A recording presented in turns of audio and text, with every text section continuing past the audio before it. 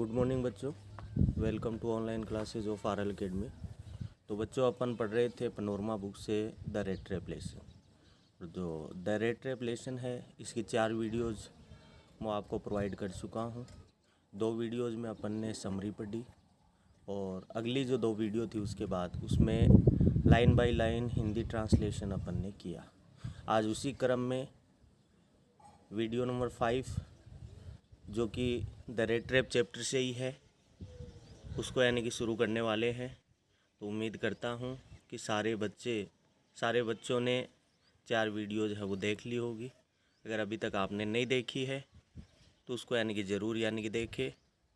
और तो देखो बच्चों, अपन पढ़ रहे थे पेज नंबर 78 पे, और 78 के अंदर अपन ये पढ़ रहे थे कि पेडलर जो है, फेरी वाला जो था, वो उस वर्द जो किसान था, जो कि पहले रैम से जो आयरन वर्क के अंदर काम करता था और खेतों में काम करता था, उनके यहाँ से 30 क्रोनर चुरा करके यानी कि भाग जाता है।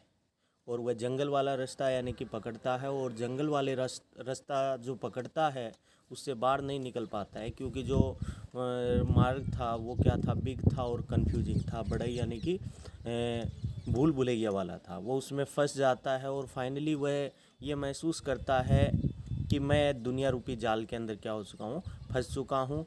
और वह ये मानता है कि अब उसका आखिरी जो मोमेंट है वो आ गया है। और अब उसके बाद क्या करता है बच्चों, यानी कि यहाँ तक अपन ने यानी कि पढ़ लिया, और वह सोचता है कि अब उसका आखिरी मोमेंट आ गया है, मतलब अब मेरी मौत है वो नज़दीक है, क्योंकि जंगल बड़ा बिग था, कन्फ्यूजिंग था। और वह क्या बताता है कि जैसे जैसे यानी कि दिसंबर का यानी कि महीना था, अंधकार भी जल्द हो जाता है, और जैसे जैसे अंधेरा बढ़ता है वैसे वैसे खतरा भी बढ़ता है, और खतरे के साथ उसकी निराशा और उदासी है वो भी बढ़ती है। तो यहाँ तक अपन ने पढ़ लिया बच्चों। अब उसी के आगे अपन पढ़ना शुरू करते हैं। लेकिन क्या होता है देखिए, बट जस्ट, लेकिन जैसे ही लेड हिज हेड, उसने रखा अपना सर रखा ऑन द ग्राउंड, ज़मीन पे। जैसे यानी वह सोने के लिए क्या करता है, उसी जंगल में यानी कि ज़मीन पर अपना यानी कि सर यानी कि रखा, तो ही हियर्ड ए साउंड, उसने एक साउंड सुनी, एक ध्वनि सुनी, ए हार्ड रेगुलर थम्पिंग, एक हार्ड कठोर, रेगुलर नियमित रूप से, थम्पिंग का मतलब थप थप की आवाज़ सुनी। कि जैसे ही वह क्या करता है, ज़मीन पर अपना सर यानी रखता है सोने के लिए, और तो वह क्या करता है, वह उसने क्या सुना, एक हार्ड रेगुलर थम्पिंग, थप थप की आवाज़ सुनी, जो कि बार बार थप थप की आवाज़ आ रही थी। और देयर वॉज नो डाउट, और अब कोई डाउट नहीं था, as to what that was, कि वह किसकी आवाज़ थी। कहने का मतलब क्या है, वो थप थप की आवाज़ यानी कि वह सुन रहा था, उसने तो मान लिया था कि मेरा एंड आ गया है, और उस आवाज़ को सुन करके अब उसके अंदर कोई डाउट नहीं था कि वह आवाज़ किसकी थी। ही रेज्ड हिमसेल्फ, उसने अपने आप को रेज किया, खड़ा किया। वह क्या है, अभी तक तो लेटा हुआ था, सोने की कोशिश कर रहा था, अब उसने अपने आप को खड़ा किया। और वह क्या महसूस करता है कि वह जो रेगुलर थप थप की जो थम्पिंग हो रही थी, थप थप की आवाज़ आ रही थी, वो किसकी आवाज़ थी, those are the hammer strokes, वो किसके प्रहार की आवाज़ थी। हैमर मतलब हथौड़ा, कि हथौड़े के यानी कि प्रहार की आवाज़ थी। ऐसा लग रहा था जैसे कि हथौड़ा यानी कि चलाया जा रहा था।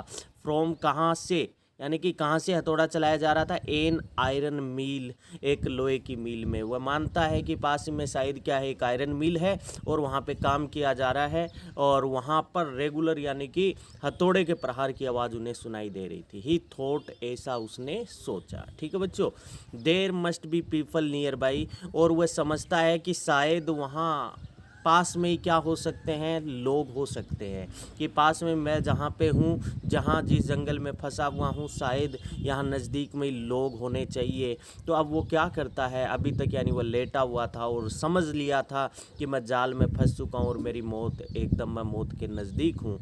अब क्या किया उसने, he summoned all his strength, he summoned मानी बटोरना, ऑल ही स्ट्रेंथ, वह अपनी सारी ताकत बटोरता है, अपनी जो भी ताकत है वो बटोरता है, गोटअप और खड़ा हुआ, एंड स्टेगर्ड, लड़खड़ाता हुआ, in the direction of the sound, किधर चलता है, in the direction of the sound, जिस डायरेक्शन में वह ध्वनि आ रही थी, हथौड़े के यानी कि प्रहार की आवाज़ आ रही थी, वह उसी ध्वनि की ओर यानी कि चला जाता है, लड़खड़ाता हुआ।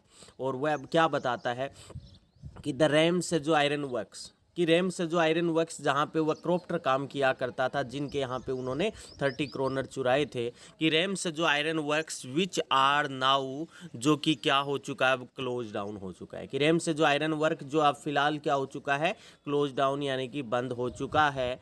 लेकिन वह क्या बताता है, वर नोट सो लॉन्ग एगो, लेकिन वह क्या बताता है, ज़्यादा समय नहीं हुआ है उसे बंद हुए। वहाँ पे क्या थी रेम्स जो आयरन वर्क में, ए लार्ज प्लांट, एक बड़ा सा प्लांट था, एक बड़ा सा कारखाना था या बाड़ा था, विद स्मेल्टर, और वहाँ क्या था, स्मेल्टर था, प्रगालक था। प्रगालक स्मेल्टर किसको बोला जाता है, जहाँ पे धातुओं को पिघाला जाता है, यानी धातुओं को पिघालने वाला स्थान। कि वहाँ पे यानी रेम्स जो आयरन वर्क जो कि अब क्लोज हो चुका है, लेकिन ज़्यादा समय नहीं हुआ है, कि वहाँ पे क्या था, एक लार्ज प्लांट था विद, यानी कि एक बड़ा प्लांट जिसके अंदर क्या थी, स्मेल्टर थी, धातुओं को पिघालने वाला यानी कि भट्टी थी, रोलिंग मिल, और वह ऐसी मिल थी जहाँ पे यानी कि धातुओं को रोल किया जा सके, बेलनी से यानी बेला जा सके, उसके आकार दिया जा सके, एंड फोर्ज, और वहाँ पे क्या था, कारखाना था, लो का कारखाना था। तो कहने का मतलब क्या है कि रेम्स जो आयरन वर्क जो कि अब बंद हो चुका है, लेकिन कुछ समय पहले वहाँ पे क्या था, एक लार्ज प्लांट था जिसमें स्मेल्टर यानी धातुओं को पिघालने वाली यानी कि भट्टी थी, रोलिंग मिल थी, धातुओं को बेलने वाली यानी कि भट्टी थी, एंड फोर्ज, और वहाँ पे यानी लो का कारखाना था।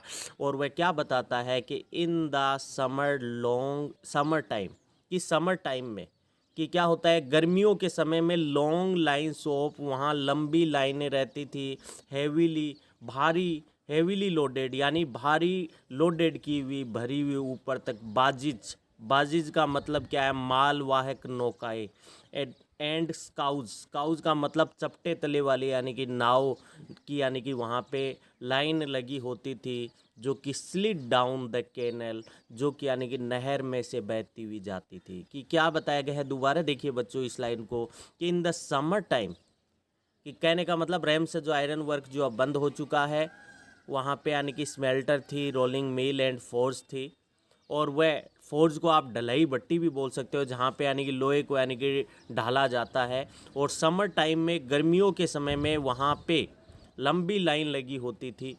किसकी लंबी लाइन लगी होती थी, हेवीली लोडेड, भारी भरकम जो बाजिज है, बाजिज मतलब मालवाहक नौकाओं की, एंड स्काउज मानी चपटे पेंदे वाली नावों की यानी कि लाइन लगी होती थी। और वे नाव और मालवाहक नौकाएं जो कि स्लिड डाउन द कैनल, किसके अंदर से बहती हुई जाती थी, नहर के अंदर से यानी बहती हुई जाती थी। और वह नहर विच लेड, जो उन्हें ले जाती, a large inlaid lake, inlaid मान लेक मतलब अंतस्थलीय झील, मतलब वह जो यानी कि नहर थी वो उसको एक अंतस्थलीय झील की ओर ले जाती, जहाँ पे कहने का मतलब अंतस्थलीय झील जहाँ पर पानी वहीं पे ही रुक जाता है, आगे नहीं जाता है नदी की ओर या महासागर की ओर, तो उसकी ओर ले जाती थी। तो वह यही बता रहा है, लाइन थोड़ी सी यानी कि अगर आपको यानी कि हार्ड लगे तो दोबारा यानी कि इसको देख लेना, कि गर्मियों के समय में लंबी लाइन लगी होती थी, किसकी लगी होती थी, मालवाहक नौकाओं की, और जो चपटे पेंदे वाली नौकाओं की, जो कि नहर में से बहती हुई यानी कि जाती थी। और वह कहाँ तक ले जाती थी, वह जो कि नहर के अंदर जो बहने वाली यानी जो नौकाई थी, वो उसे इनलेट लेक मतलब अंतस्थलीय झील की तक उसे ले जाती थी। ठीक है बच्चों। And in the winter time, और सर्दियों के टाइम में क्या बताता है, the roads near the mill, यानी कि उस मील के नज़दीक जो रोड्स हुआ करती थी वह ब्लैक रहती थी, from all the coal dust, किससे, कोयले की डस्ट से, विच शिफ्टेड, कोयले की यानी धूल जो कि शिफ्टेड डाउन, छन करके नीचे गिरती थी, from the big charcoal crates, यानी कि बड़ी बड़ी कोयले की जो क्रेट होती थी, खांचे होते थे, उससे यानी कि क्या है, वह जो उसकी जो धूल होती थी कोयले की वो नीचे गिर जाती, और जिसके कारण क्या है, सर्दियों में उसके आसपास की रोड एकदम काली रहती थी। तो क्या बताया गया है कि विंटर टाइम में रोड एकदम से यानी कि मील के नज़दीक एकदम ब्लैक होती, किससे ब्लैक होती, ब्लैक होने का कारण यानी कि कोयले की डस्ट, और जो कि कोयले की डस्ट जो कि शिफ्टेड डाउन मानी छन करके नीचे गिर जाती, किससे, बिग चारकोल क्रेट्स, मतलब क्या है, बिग चारकोल क्रेट्स यानी कि बड़ी बड़ी यानी जो कोयले की जो क्रेट होती थी, यानी कि उस लोहे के कारखाने में यानी कोयले आते थे, उसके यानी कि मिट्टी छन छन के नीचे गिर जाती, जिसके कारण वो जो मिल के आसपास की जगह वो एकदम से यानी ब्लैक हो जाती। ठीक है बच्चों, अब उसके बाद देखिए वो क्या बताता है कि during one of the long dark evening, during के दौरान, one of the long dark evening, एक लंबी डार्क इवनिंग के दौरान, जस्ट बिफोर क्रिसमस, और वह इवनिंग कौन सी थी? क्रिसमस के पहले वाली यानी कि इवनिंग। वह क्या बताता है पेडलर कि during one of the long dark evening, यानी एक लंबी डार्क इवनिंग के दौरान, और वह लंबी डार्क इवनिंग कब थी? जस्ट बिफोर क्रिसमस, क्रिसमस के पहले वाली यानी कि डार्क इवनिंग के दौरान, द मास्टर स्मिथ, उस कारखाने के अंदर मास्टर स्मिथ यानी लुहार जो था, एंड हिज हेल्पर, और उसका साथी, set in the dark forge, और वह कहाँ बैठा था? यानी उस अंधेरे भरे कारखाने में बैठे थे, नियर द फर्नेस, भट्टी के पास, और वेटिंग, वो इंतजार कर रहे थे, for the pig iron, pig iron मतलब कच्चे लोहे का इंतजार कर रहे थे। तो कहने का मतलब क्या है, वो उस कारखाने में जाता है और वहाँ का दृश्य क्या देखता है पेडलर, वो बताता है, यानी कि क्रिसमस से पहले वाली यानी कि एक लॉन्ग डार्क इवनिंग, जिसके अंदर यानी कि कारखाने में कौन बैठा था? मास्टर स्मिथ था, लुहार था, और उसका हेल्पर था, जो कि बैठे थे उस लोहे के कारखाने में, नियर द फर्नेस, और लोहे के कारखाने में किसके नज़दीक बैठे थे? भट्टी के नज़दीक बैठे थे। और भट्टी के नज़दीक बैठे वो क्या कर रहे थे? हेल्पर और वो स्मिथ वेटिंग, इंतजार कर रहे थे, फॉर द पिग आयरन, कच्चे लोहे का इंतजार कर रहे थे, which had been put in the fire, और कच्चा लोहा जो कि कहाँ रखा हुआ था?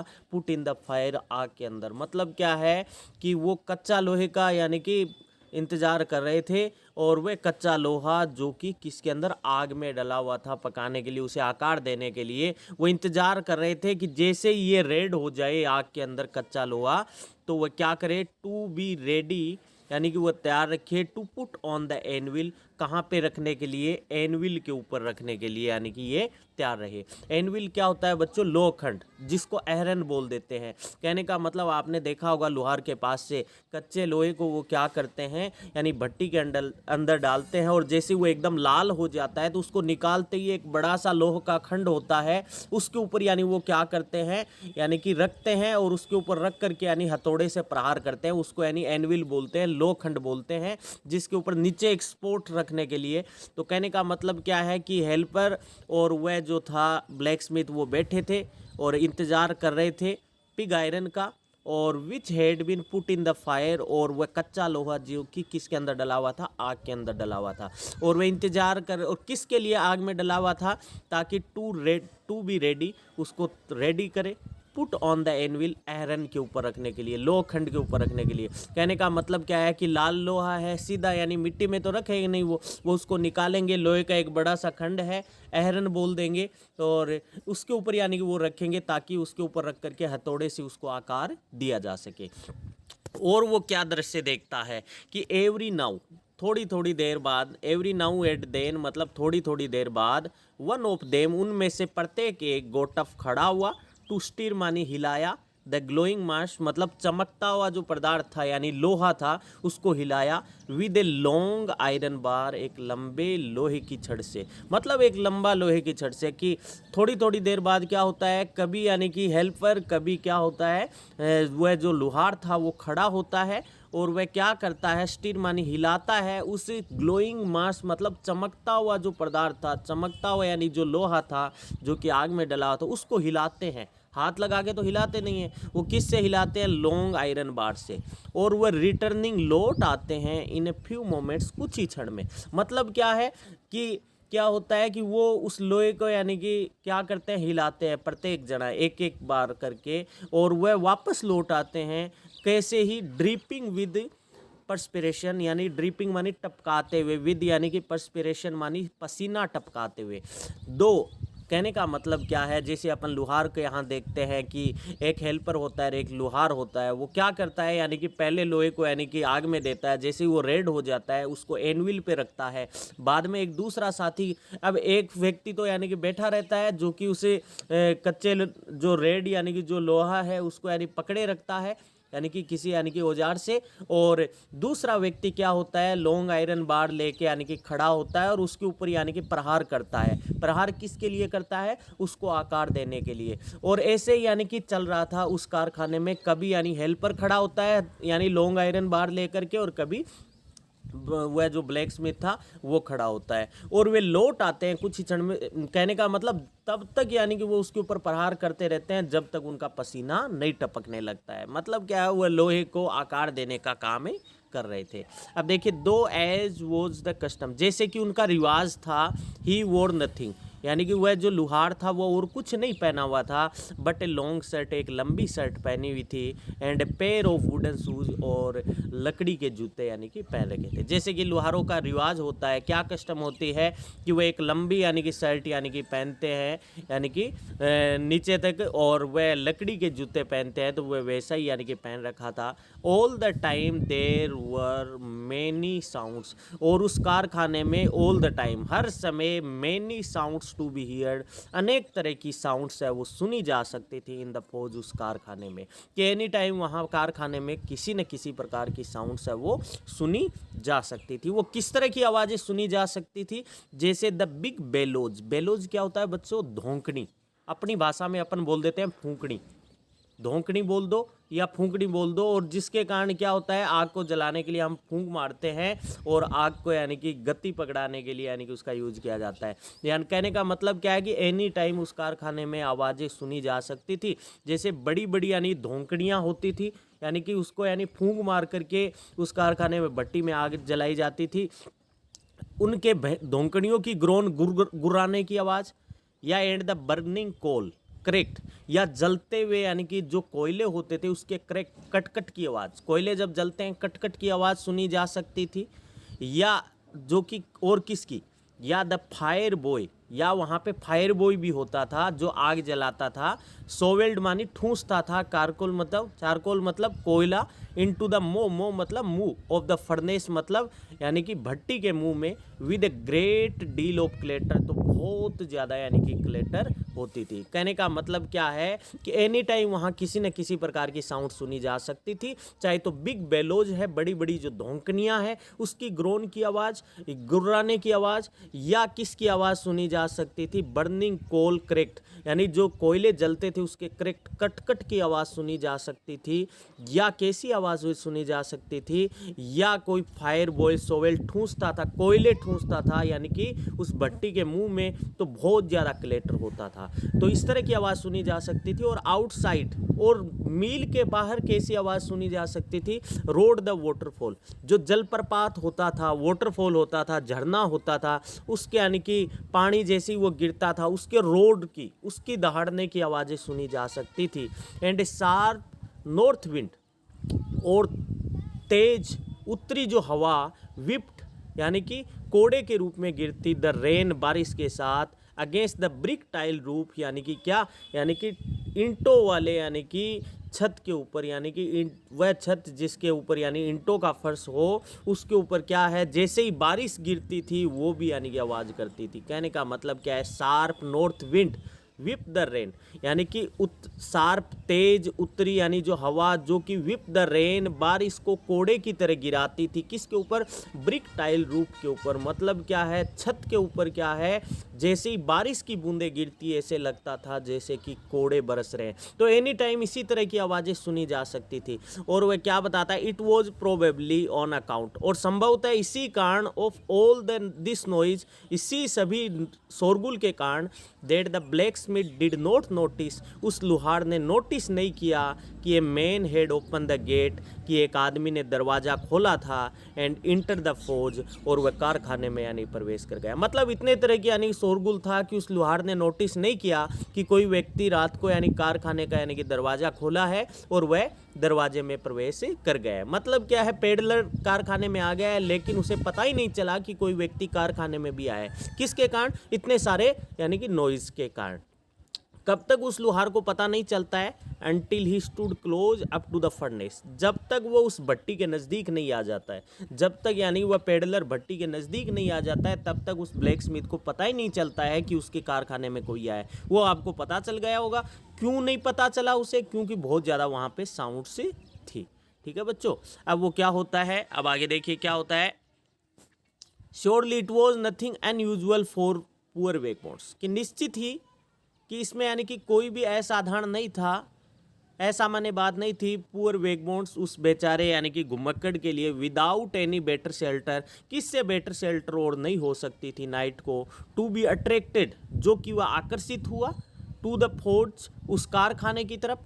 वह आकर्षित कैसे हुआ, the glow of light, light की जो चमक थी, which escaped through the sooty panes, sooty मानी कालिख लगे हुए, पेंस मानी यानी कि जो शीशे थे। कहने का मतलब क्या है, वो ये बताता है कि जो पेडलर था उसके लिए इससे बेटर शेल्टर हो ही नहीं सकता, और वह जो कि यानी कि उस कारखाने की तरफ अट्रैक्ट हुआ। अट्रैक्ट किससे हुआ कि वह सूटी पेन से, कालिख लगे हुए शीशे से जो यानी बाहर प्रकाश जा रहा था, उसी प्रकाश का फॉलो करते करते वह कहाँ आ जाता है, उस कारखाने में आ जाता है। मतलब क्या है, कारखाना था तो शीशे एकदम काले पड़ चुके थे, उसी काले शीशे में से यानी कि बाहर यानी कारखाने की यानी जो लाइट थी वो बाहर तक जा रही थी, उसी लाइट से अट्रैक्ट होकर के वो आ जाता है, और वह मानता है कि नाइट में इससे बेटर शेल्टर उसका नहीं हो सकता, क्योंकि बाहर यानी कि दिसंबर का महीना था, ओस भी गिर रही थी, सर्दी का भी टाइम था, तो कहने का मतलब वो अपने आप को गर्म कर सकता है इस कारखाने में भट्टी के सामने। ठीक है बच्चों, 2-4 लाइन और पढ़ते हैं। अब देखिए द ब्लैक स्मिथ्स, अब क्या होता है, अब वो क्या करता है, and come to into warm themselves, और वह वहाँ आ गया अपने आप को इन फ्रंट ऑफ द, यानी कि अपने आप को वार्म गर्म करने के लिए, किसके सामने, फायर के सामने। कहने का मतलब वो वहाँ आ जाता है और अपने आप को वहाँ गर्म करने के लिए यानी उस भट्टी के सामने आ जाता है। मतलब जब तक वो भट्टी के सामने नहीं आता है तब तक उसे लोहार को पता ही नहीं चलता है कि उसके कारखाने में कोई व्यक्ति आ गया है। वो किसके कारण, उस नॉइज़ के कारण, उस शोरगुल के कारण। तो अब क्या होता है, जैसे ही उस भट्टी के नज़दीक आता है जहाँ हेल्पर और वह दोनों क्या कर रहे थे, कच्चे लोहे को आकार दे रहे थे उसको, यानी कि एनविल को ऊपर यानी रख करके। अब ब्लैक स्मिथ है वो ग्लेंस्ड ओनली, उसने नज़र डाली केवल, कैजुअली मानी लापरवाही से, एंड इनडिफरेंटली मानी उदासीनता से, एट द इंट्रूडर मानी घुसपैठिया की तरफ। मतलब वो घुसपैठिया कौन था, पेडलर। मतलब जैसे ही वो उसके पास जाता है तो लुहार क्या करता है, लापरवाही और इनडिफरेंटली, बिना रुचि दिखाए उसकी तरफ यानी कि नज़र डालता है। तो देखिए एक तो यानी वह व्यक्ति था, वर्द व्यक्ति था, जो कि कितना वेलकम किया था, और इस व्यक्ति ने यानी कि क्या है, उसकी तरफ देखा लेकिन इनडिफरेंटली देखा। ही लुक द वे, और वह जो यानी पेडलर था वो किस तरह दिख रहा था, he look the way people of his type usually, जो कि उस टाइप के लोग ज़्यादातर सामान्यतः यानी कि दिखते थे। With a long beard, peddler जिसकी लंबी दाढ़ी थी, डर्टी रेग्ड यानी कि गंदे कपड़े पहने हुए थे, and with a bunch of red ट्रेप्स, और रेड ट्रेप्स का एक गुच्छा जो कि डेंगलिंग मानी झूल रहा था ऑन ही चेस्ट, उसकी चेस्ट तक। कहने का मतलब वो सामान्यतः पेडलर उसी के समान दिख रहा था जो ज़्यादातर उन जैसे लोग दिखते हैं। जैसे कि यानी कि उन जैसे पेडलर जैसे लोग कैसे दिखते हैं, यानी कि उनकी दाढ़ी है वो बड़ी होती है, गंदे दिखते हैं, चिथड़े पहने होते हैं, बंच ऑफ रेड ट्रेप्स यानी कि रेड ट्रेप्स का एक गुच्छा है जो कि यानी डेंगलिंग झूल रहा था उसकी चेस्ट में। मतलब वो रेड ट्रेप्स का गुच्छा है, उसको माला रूप में पिरो करके अपने गले में पहन रखा था। ही आस्ट परमिशन, और रेड ट्रेपर जो सेलर था उसने परमिशन मांगी टू स्टे, रुकने के लिए। And the master black Smith, और जो मास्टर ब्लैक स्मिथ था, लुहार था, उन्होंने नोडेड ए होटली कॉन्सेप्ट, उसने हामी भर दी, होटली मतलब घमंड से, कॉन्सेप्ट मानी सहमति दे दी, विदाउट ऑनरिंग हिम, बिना उसका सम्मान किए। एक तरफ वो वर्द व्यक्ति था जिसे शेल्टर मांगी थी, शेल्टर के साथ साथ उसे खाना भी दिया गया, उसे धूम्रपान भी करवाया गया, उसका यानी कि ताश भी खेली गई उसके साथ मनोरंजन के लिए। लेकिन इस ब्लैक स्मिथ ने क्या किया, यानी कि हामी भर दी लेकिन बिना उसके सम्मान के एक शब्द बोले ही। The tramp did not say anything, और वह जो फेरी वाला था उसने और कुछ नहीं कहा। ही, और वह क्या कहता है, he had not come there, मैं यहाँ नहीं आया हूँ टू टॉक, बातें करने के लिए नहीं आया हूँ, but only to warm himself, मैं केवल यहाँ अपने आप को गर्म करने के लिए आया हूँ, स्लीप, सोने के लिए आया हूँ। तो कहने का मतलब उसका वेलकम नहीं किया गया, और लेकिन वह पेडलर ये मानता है कि मैं यहाँ कोई बातें करने के लिए नहीं आया हूँ, मैं अपने आप को गर्म करने के लिए आया हूँ, ताकि सर्दी के अंदर अपने आप को गर्म कर सकूँ इस भट्टी के सामने। और वह इस तरह से यानी कि उनके यहाँ पे प्रवेश करता है। तो आज का यानी कि जो पार्ट है बच्चों यहीं तक रहेगा। तो उम्मीद करता हूँ आपके समझ में आ गया होगा। अगर फिर भी आपके कोई दिक्कत हो तो आप ज़रूर यानी कि कमेंट बॉक्स में यानी कि अपना नाम लिखें, कोई समस्या है वो पूछे पर्सनल नंबर पे या कमेंट बॉक्स में। सारे के सारे स्टूडेंट्स वीडियो को लाइक करें, शेयर करें। अगर कोई नया स्टूडेंट्स है तो उसको यानी कि चैनल को यानी कि सब्सक्राइब करें, अभी तक आपने नहीं किया है तो। ठीक है बच्चों, उम्मीद करता हूँ सबके पसंद आ गया होगा, ये चैप्टर सबको समझ आ गया होगा। और फिर भी अगर नया आए तो एक बार दोबारा उसको यानी कि वॉच करना, पढ़ना, और फिर भी ना आए तो आप मुझसे यानी कि बेझिझक दोबारा कॉल पे या जैसे भी मैसेज के थ्रू है वो कह देना कि मैं आपको दोबारा बता दूँगा। ठीक है बच्चों, थैंक यू।